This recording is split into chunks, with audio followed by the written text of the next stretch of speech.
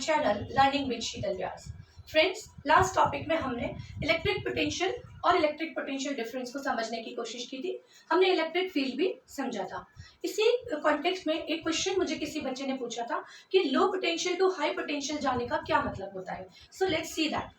मैंने जब आपको बताया था तो मैंने कहा था कि जब ये चार्ज यहाँ पर रखा है, जब ये चार्ज यहाँ पे रखा है तो इसके चारों तरफ एक जो फील्ड जनरेट हो जाता है, इसका जो इलेक्ट्रिक फील्ड है उसमें इसकी पोटेंशियलिटी सबसे हाई है, इसकी एनर्जी सबसे हाई है। तो यहाँ पर हम मानते हैं कि इसका जो पोटेंशियल है वो V1 है, जो कि हाई पोटेंशियल है। सपोज हम इसको मान लेते हैं कि ये 10 वोल्ट्स है। हम मानते हैं कि ये 10 वोल्ट्स का जो यहाँ पर सेट किया हुआ है एक पोटेंशियल। क्यों? क्योंकि इस चार्ज की इतनी ही पावर है। लेकिन जब हमने बात की थी इन्फिनिटी की, तो इन्फिनिटी में हमने क्या एज्यूम किया था? हमने एज्यूम किया था कि इन्फिनिटी के अंदर इस चार्ज की वजह से कोई भी तरह का पोटेंशियल नहीं लग रहा है। इस चार्ज का इलेक्ट्रिक फील्ड जो है वो इन्फिनिटी पे काम नहीं कर रहा है, इसलिए वहां का हमने पोटेंशियल कितना माना था? 0 माना था। अब आप देख सकते हैं कि मैंने क्या किया है, यहाँ पे पोटेंशियल सेट किया है 10 वोल्ट्स का और वहां का पोटेंशियल कितना है? 0 है। V इन्फिनिटी जो है, ये जो है वो है V इन्फिनिटी, वो कितना है? 0 वोल्ट है। अब मुझे लो पोटेंशियल, अब ये लो पोटेंशियल हो गया, ये कैसा है? ये हाई पोटेंशियल है। आप देख सकते हैं 10 जो है वो 0 से हाई होता है और ये है लो पोटेंशियल। तो इसीलिए हमने कहा था कि जब लो पोटेंशियल से हाई पोटेंशियल की तरफ आते हैं, हमने क्या देखा था कि जब भी कभी हम पानी को, अगर पानी की ये बकेट ऊपर रखी हुई है, इस बकेट में यहाँ पर आप देख सकते हैं कि पानी जो है वो कहाँ पर है? हाइट पे रखा हुआ है। अब मुझे इस पाइप को अगर मैं यहाँ से ओपन कर देती हूँ तो आप समझ सकते हैं कि पानी इजीली नीचे की तरफ फ्लो कर जाएगा, क्योंकि ये ग्रेविटेशनल फोर्स के अट्रैक्शन की वजह से नीचे चला आएगा।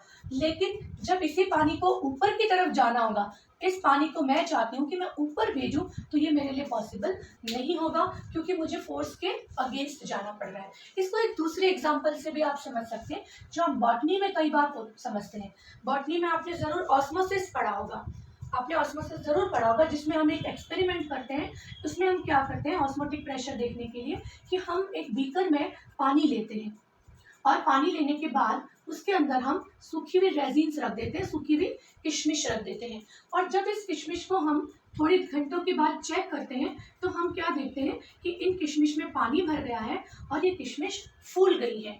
फूल जाने का मतलब क्या हुआ कि इन किशमिश के अंदर पानी चला गया है। अब आप ध्यान से देखना, ये जो काम हुआ है ये नेचुरल वर्क है, ऐसा नेचुरली होता ही है। पानी की जो कंसंट्रेशन थी, पानी की जो डेंसिटी थी, सॉरी नॉट डेंसिटी, कंसंट्रेशन, पानी की जो कंसंट्रेशन थी, हम कंसंट्रेशन की बात करते हैं, क्यों? वो बाहर ज़्यादा थी। इन रेजिन्स के बाहर की तरफ पानी कितना था? ज़्यादा। लेकिन रेजिन्स के अंदर पानी था कम। तो पानी की क्या टेंडेंसी थी? पानी की टेंडेंसी थी कि वो हाई पोटेंशियल से, हाई डेंसिटी से, हाई कंसंट्रेशन से लो कंसंट्रेशन की तरफ जाए। अब आप इसको इस चीज़ से भी समझ सकते हैं। ये एक रूम है, इस रूम में मैंने इस जगह पर जो है एक इंसेंस जो होती है ना, अगरबत्ती, वो मैंने जला दी है। अब आप देखिए इस अगरबत्ती की जो खुशबू है, वो खुशबू की जो कॉन्सेंट्रेशन है वो यहाँ पर हाई है, लेकिन इस कॉर्नर में ये लो है। तो ये खुशबू कहाँ से जाएगी? हाई कॉन्सेंट्रेशन से लो कॉन्सेंट्रेशन की ओर जाएगी। लेकिन इसको यहाँ तक लाने में, इसमें पानी भरने में, या ऊपर रखे हुए किसी बीकर से नीचे की तरफ पानी गिराने में मुझे कोई भी मेहनत नहीं करनी पड़ी, क्योंकि ये एक नेचुरल फ्लो था। ये एक नेचुरल फिनोमिना है कि जो चीज़ें होती हैं वो अपने हाई कंसंट्रेशन से लो कंसंट्रेशन की तरफ मूव करती हैं। एयर जो होती है वो अपने हाई प्रेशर से लो प्रेशर की तरफ मूव करती है। आपने एसएस में पढ़ा है, आपने ये भी पढ़ा है जो बॉटनी में पढ़ा है, या आप कह सकते हैं आपकी जो बायोलॉजी की जो दूसरे चैप्टर्स हैं प्लांट से रिलेटेड, उसमें भी आपने ये पढ़ा है कि जब कभी भी एक्सपेरिमेंट आपने पढ़ा होगा कि अगर हम किसी वाटर बीकर के अंदर रेजिन्स को रख देते हैं तो वो थोड़ी देर बाद पानी पी के फूल जाती हैं। और उसका कारण क्या होता है कि पानी जो है, वाटर जो है, वो अपनी हाई कंसंट्रेशन से लो कंसंट्रेशन में मूव करता है। यहाँ पर भी हमने यही देखा, यहाँ पर पानी का हाई प्रेशर था, जहाँ पर बीकर में पानी भरा हुआ है, और वो बाहर लो प्रेशर की तरफ, नीचे की तरफ आ जाता है। सो आई होप ये बात आपको अब समझ में आई होगी। लेकिन ये बात तो क्या थी? नेचुरल फिनोमिना थी, जिसमें मुझे मेहनत नहीं करनी पड़ी। लेकिन जब मैं बात करती हूँ इलेक्ट्रिक पोटेंशियल की, तो मैं लो पोटेंशियल से हाई पोटेंशियल की तरफ जाती हूँ, यानी मैं उल्टा काम करती हूँ। नेचर के ऑपोजिट जा रहे हैं, हम हाई से लो नहीं जा रहे हैं, लो से हाई की तरफ आ रहे हैं। तो भैया जब आप नेचर के विपरीत जाओगे तो काम तो आपको करना पड़ेगा। जब आप पानी को ऊपर से नीचे गिराते हो तो आपको कोई काम नहीं करना। क्यों? क्योंकि आप तो नेचर के साथ हो। नेचर कहता है कि ग्रेविटेशनल फोर्स पानी को नीचे खींचेगा, आप भी पानी को नीचे गिरा देते हैं। लेकिन जब आप नेचर के अगेंस्ट जाते हैं, जब आप जमीन से पानी को ऊपर पहुंचाते हैं, ग्राउंड फ्लोर से पानी को 10th फ्लोर तक, फर्स्ट सेकंड थर्ड फोर्थ किसी भी फ्लोर तक पहुंचा दीजिए, वहां तक जब आप पहुंचाएंगे तो आपको मेहनत करनी है, आपको मोटर का यूज करना ही पड़ेगा। जब तक सक्शन क्रिएट नहीं होगा, जब तक प्रेशर नहीं बनेगा, तब तक पानी ऊपर नहीं चढ़ेगा। तो ये काम भी तो हमने ऐसे ही किया ना, हमने नेचर के अगेंस्ट काम किया। हमने हाई टू लो नहीं लेके गए, हम चार्ज को लो टू हाई कंसंट्रेशन लेकर आए, और इसीलिए हमें वर्क करना पड़ा। And that work done is, और चार्ज जो हमने काम किया वही हमारा क्या है, इलेक्ट्रिक पोटेंशियल है। आई होप ये बात अब आपको समझ में आई होगी। आज हम जिसके बारे में बात करने वाले हैं वो है इलेक्ट्रिक करंट।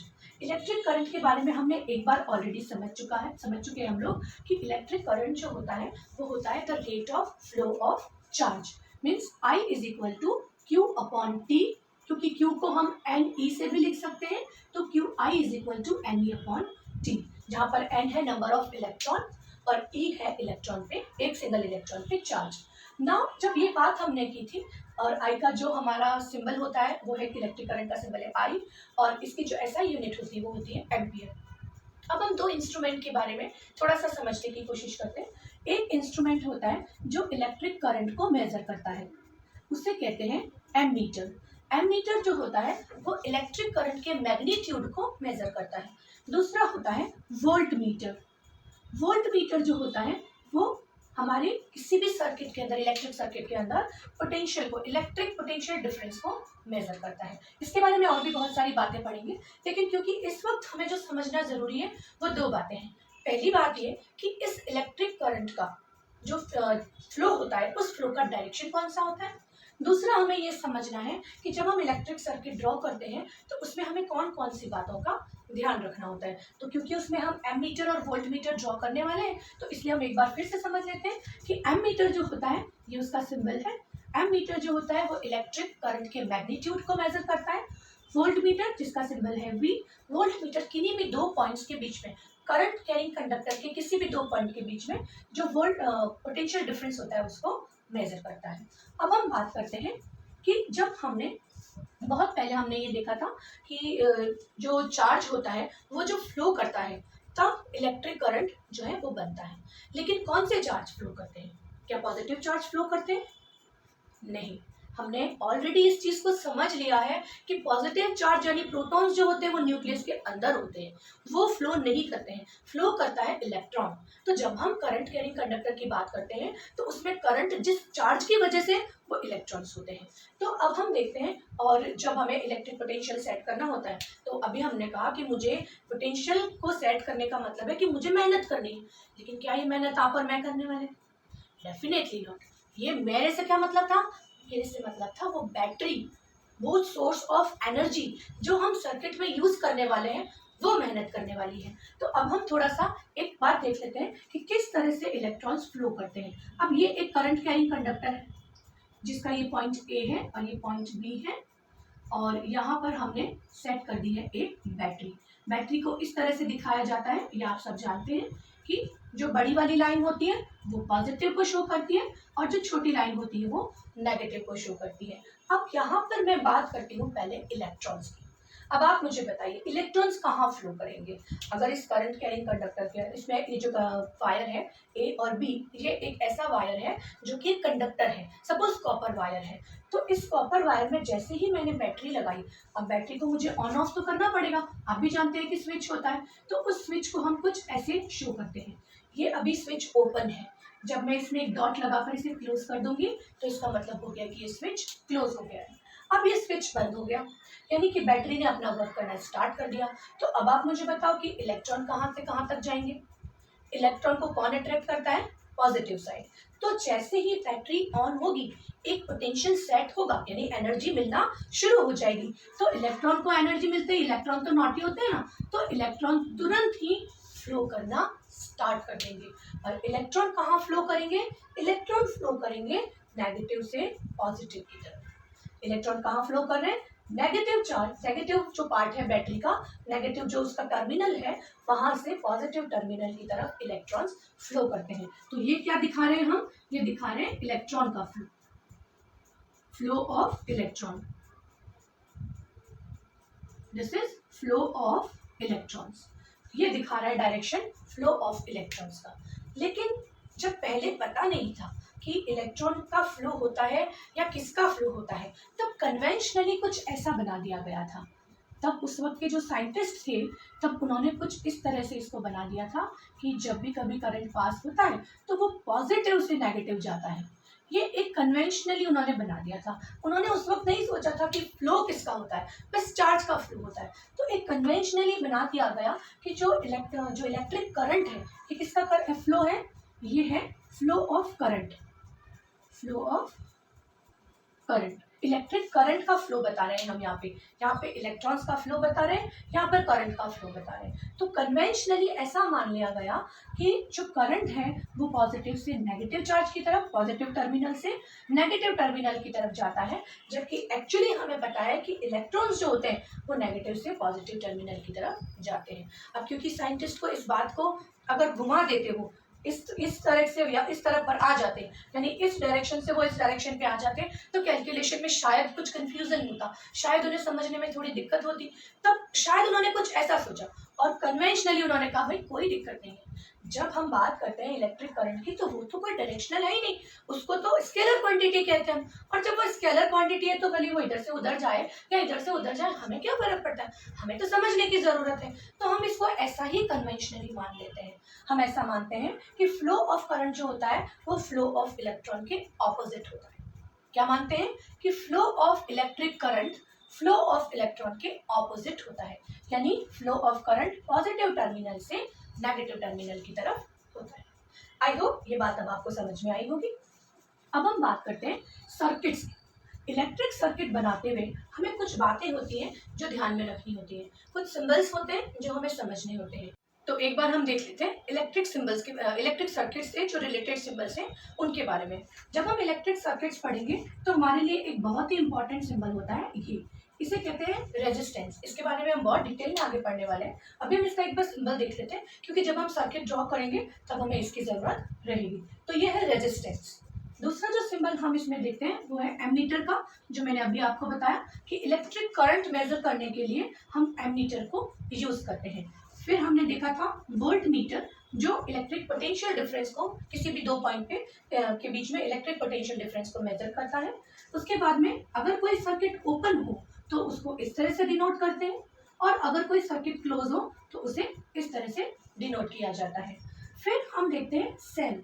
सेल जो है ये सिंगल सेल है, जिसमें मैंने सिर्फ एक पॉजिटिव और एक नेगेटिव टर्मिनल बताया है। ये जनरली जो हम हमारे यहाँ टॉर्च वगैरह में यूज करते हैं, ये वो सेल है। लेकिन जब 3-4 सेल का एक कॉम्बिनेशन हो जाता है उसे हम बैटरी कहते हैं। तो इसको हम इस तरह से डिनोट करते हैं। यू कैन सी, एक तरफ बड़ी वाली लाइन, एक तरफ छोटी लाइन होती है। बड़ी लाइन जो है वो पॉजिटिव टर्मिनल को, और जो स्मॉल लाइन जो है, छोटी लाइन जो है, वो नेगेटिव टर्मिनल को डिनोट करती है। ये एकदम जनरल और कॉमन सिंबल्स हैं। इसके अलावा भी हम बहुत सारे सिंबल्स यूज करते हैं। जैसे कि जब हम रेजिस्टेंस पढ़ेंगे तो अब हम एक वेरिएबल रेजिस्टेंस के बारे में पढ़ते हैं, जिसे रियोस्टिक कहते हैं। तो उसको जब हमें यूज करना होता है तो उसका एक सिंबल होता है इस तरह से, या फिर हम उसको ऐसे डिनोट करते हैं इस तरह से। तो ये सब सिंबल है, ये सिंबल भी हम कई बार यूज करते हैं, लेकिन मोस्टली जो हमारे काम में आने वाले हैं वो यही वाले सिंबल्स हैं। और जैसे जैसे हम सर्किट बनाते जाएंगे तो मैं आपको उसके बारे में साथ साथ बताती जाऊंगी। अब आज हम ये देखते हैं इलेक्ट्रिक करंट का फ्लो हमने देख लिया।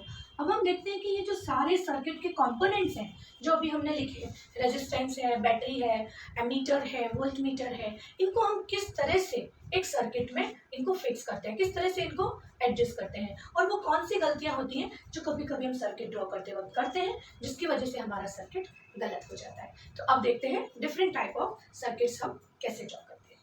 तो हम ड्रॉ करना शुरू करते हैं सर्किट। सबसे पहले हम एकदम सिंपल सा नॉर्मल सर्किट यूज करते हैं, बनाने की कोशिश करते हैं, जिसमें हमने अभी तक जो कंपोनेंट लिखे हैं उन सबको यूज करेंगे।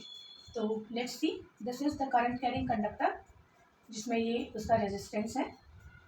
यहाँ पर हमने एमीटर लगाया है, यहाँ पर हमारी बैटरी जो है वो सेट की है हमने, और इस तरह से यहाँ पर इसका स्विच है जो अभी तक ओपन है, और क्योंकि हमारे पास इसके दो टर्मिनल हैं ए एंड बी, और इनके बीच में हमने सेट किया है एक वोल्ट मीटर, क्योंकि हमें क्या करना है, हमें जो वो देखना है ना इलेक्ट्रिक पोटेंशियल डिफरेंस, वो इन्हीं दो पॉइंट्स के बीच में देखना है। हमने क्या पढ़ा है, इलेक्ट्रिक पोटेंशियल डिफरेंस का क्या मतलब था, किसी भी करंट कैरिंग कंडक्टर में एक पॉइंट से दूसरे पॉइंट तक मुझे चार्ज को मूव करना था, तो इन दोनों के बीच में मैंने वोल्ट मीटर सेट कर दिया है। अभी तक ये बिल्कुल इनकम्प्लीट है, क्योंकि मैंने इसमें अभी तक पॉजिटिव और नेगेटिव टर्मिनल शो नहीं किया है। ये पॉजिटिव और नेगेटिव टर्मिनल है। इसके बाद में मुझे क्या शो करना है कि अगर ये पॉजिटिव और नेगेटिव टर्मिनल है तो मेरा करंट जो है वो कौन से डायरेक्शन में जा रहा है, तो पॉजिटिव से नेगेटिव करंट जाता है। तो आप देखिए ये इस तरह से हम इसका करंट दिखाएंगे। लेकिन क्या ये अभी तक कंप्लीट है, नहीं, अभी भी ये रॉन्ग है, क्योंकि करंट तो तब फ्लो करेगा ना जबकि ये हमारा स्विच ऑफ होगा। तो अब आप एक बार इसे देख लीजिए कि मैंने क्या क्या सर्किट में कंपोनेंट बनाए हैं। ये हमारे रेगुलर कंपोनेंट्स हैं जो हम किसी भी सर्किट में यूज करते हैं। अगर मुझे यहाँ पर रेजिस्टेंस नहीं दिखाना होता और मुझे कोई बल्ब दिखाना होता तो मैं उसको इस तरह से दिखा सकती थी, या बल्ब को नॉर्मली भी हम ड्रॉ कर सकते हैं, कुछ इस तरह से हम इसको ड्रॉ कर सकते हैं, यहाँ पर एलिमेंट बनाकर और फिर उसके बाद में उसके ऊपर इस तरह से सर्कल बनाकर। ये भी एक बल्ब को रिप्रेजेंट करता है। लेकिन हमने एक सिंपल रेजिस्टेंस लिया है, ये जो आपको दिखाई दे रहा है ना, ये जो वायर है जिगजैग वायर, यही हमारा रेजिस्टेंस वायर है जो मैंने यहाँ शो किया है। अब आप ध्यान से देखिए, मैंने बैटरी लगाई है, लेकिन अभी भी मैंने इन दोनों के टर्मिनल्स नहीं बताए हैं। तो ध्यान रखिएगा, एमीटर का पॉजिटिव टर्मिनल इसके पॉजिटिव टर्मिनल से और एमीटर का नेगेटिव टर्मिनल बैटरी के नेगेटिव टर्मिनल से जुड़ेगा। ठीक उसी तरह से वोल्ट मीटर का पॉजिटिव टर्मिनल इसके बैटरी के पॉजिटिव टर्मिनल से और वोल्ट मीटर का नेगेटिव टर्मिनल इसके नेगेटिव टर्मिनल से जुड़ेगा। आई होप अब आपको समझ में आ रहा होगा कि इस सर्किट में हमने मैक्सिमम चीज़ों को प्रॉपरली बता दिया है। क्या क्या बताया है हमने बताई है बैटरी जिसका पॉजिटिव और नेगेटिव टर्मिनल है, इससे जुड़ा हुआ है एमीटर जिसका पॉजिटिव पॉजिटिव से और नेगेटिव नेगेटिव से जुड़ा है। फिर हमने बताया है रेजिस्टेंस जिसके दो पॉइंट्स हैं, point A and point B, जिसके बीच में हमने वोल्ट मीटर सेट किया है ताकि हम उसका पोटेंशियल डिफरेंस देख सकें। फिर हमने लगाया है एक स्विच जिसको ऑफ करते ही करंट फ्लो होने लगा और ये आई करंट जो है वो पॉजिटिव टर्मिनल से नेगेटिव टर्मिनल की तरफ फ्लो कर रहा है। ये हमारा एक्चुअली करेक्ट वाला सर्किट है।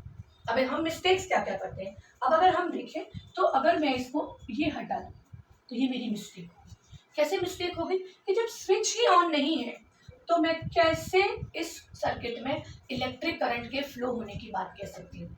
जब स्विच ऑन ही नहीं है तो इलेक्ट्रिक करंट फ्लो नहीं होगा। तो इसलिए अगर मैंने सर्किट ऐसा ड्रॉ कर दिया है तो वो सर्किट रॉन्ग माना जाएगा, क्योंकि मैंने स्विच ऑफ कर रखा है।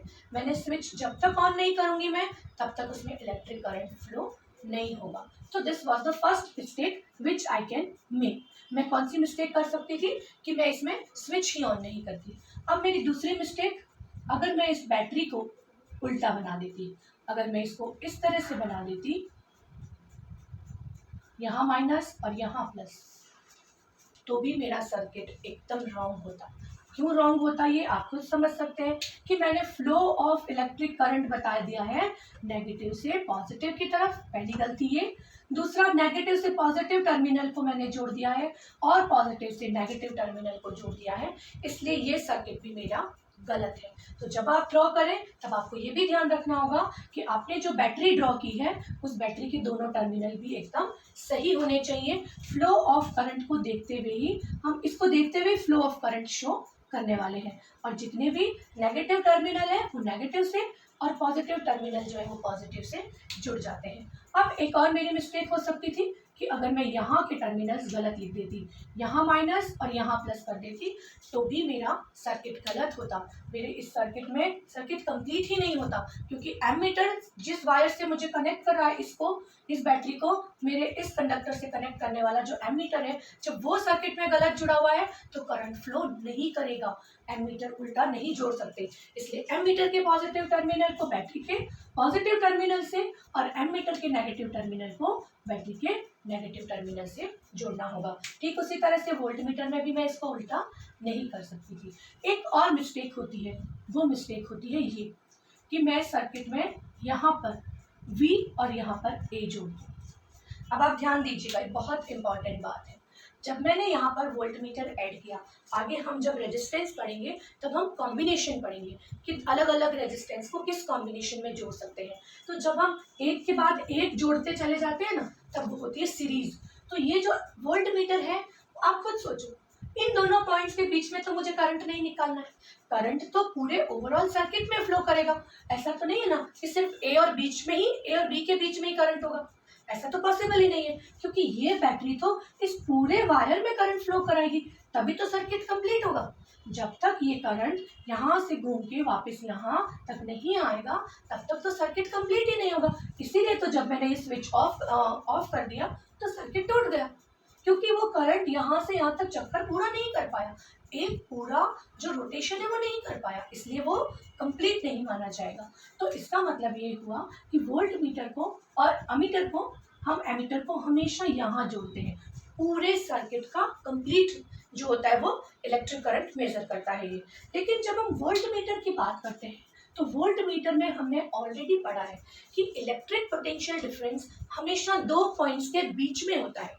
पोटेंशियल डिफरेंस हमें पॉइंट ए और पॉइंट बी का निकालना है, इसलिए हमेशा वोल्ट मीटर इस तरह से रेजिस्टेंस के पैरेलल सेट किया जाता है।